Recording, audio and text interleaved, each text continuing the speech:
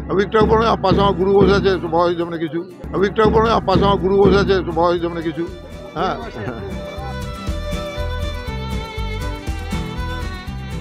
और ये धोनी की हुई जी। गजब ग्रिप कैसे SRMB जैसे SRMB TMT बार की विन ग्रिप टेक्नोलॉजी सीमेंट के साथ बनाए मजबूत पकड़। Grip is important.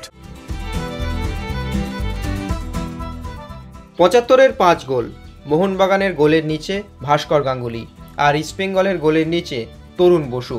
এই ছিল সেদিনের দল। সেদিন টিকাঠিতে দাঁড়িয়ে পরপর গোল খেয়েছিলেন ভাস্কর গাঙ্গুলি। তারপর হয়তো তার জীবনটা অন্ধকারে বয়ে যেতেই পারত, কারণ ওই ৫ গোলের লজ্জা থেকে বেরোনো ছিল একটা বড় চ্যালেঞ্জ। সেই চ্যালেঞ্জটা ভাস্কর গাঙ্গুলির সঙ্গে আরেকজনও নিয়েছিলেন, তিনি প্রতিপক্ষ দলে থাকা গোলরক্ষক তরুণ বসু। ভাস্কর গাঙ্গুলিকে সঠিক পথে চালিত করার, ভারতীয় ফুটবলে ভাস্কর তৈরি করতে তরুণ বসুর অবদান ছিল অনেক। ৭৫ সালে মোহনবাগান থেকে ডক্টর নিপেন দাসের হাত ধরে ইস্টবেঙ্গলে এসেছিলেন। এরপর ৭৬ সালে তরুণ বসু ইস্টবেঙ্গলেই খেলেন। ৭৭-এ মোহামেডানে খেলে ৭৮-এ আবার ইস্টবেঙ্গলে ফিরে আসেন। ৭৮-এ তরুণ বসু সম্পর্কে যে শব্দটা ব্যবহার করা হয় সেটা হলো তার আত্মত্যাগ। যত বড় গোলরক্ষক ছিলেন তার থেকেও বড় মনের মানুষ ছিলেন হয়তো। সেই জন্যই নিজে না খেলে ভাস্কর গাঙ্গুলির ভবিষ্যৎ তৈরি করার জন্য তাকে সুযোগ দিতেন।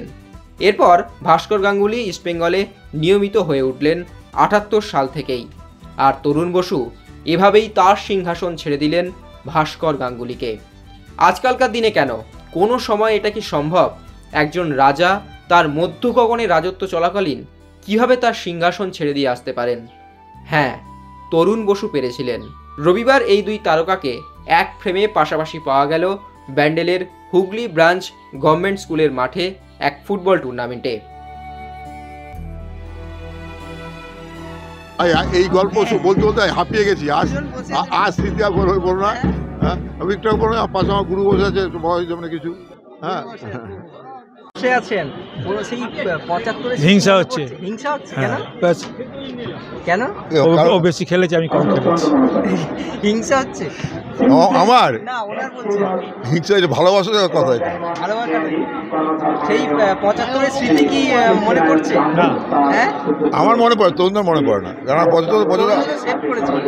আমার মনে পড়ে, তরুণদার মনে পড়ে না। তরুণদার মনে কেন? তরুণদা আমার দিয়েছে বলে। আপনার কাছে গুরু আবার কি, কতবার বললাম।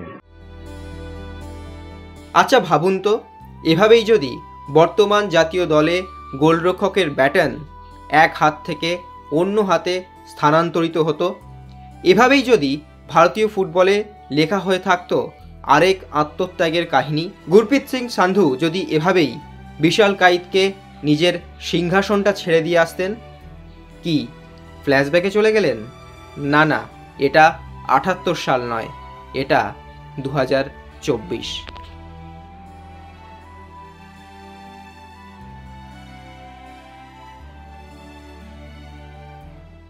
Extra time.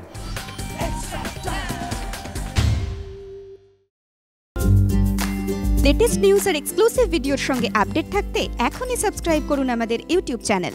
বেল আইকনে ক্লিক করতে ভুলবেন না যেন।